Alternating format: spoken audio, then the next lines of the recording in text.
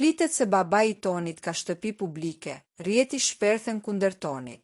Një aludim jashtëzakonisht i fortë ka shkaktuar kaos në panelet televizive dhe në publik, duke vënë në qendër të vëmendjes baban e banorit të Big Brother VIP Kosova, Toni.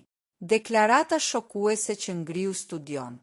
Gjatë një emisioni u lëshua thashethemi se babai i Tonit mund të jetë pronari një shtëpie publike.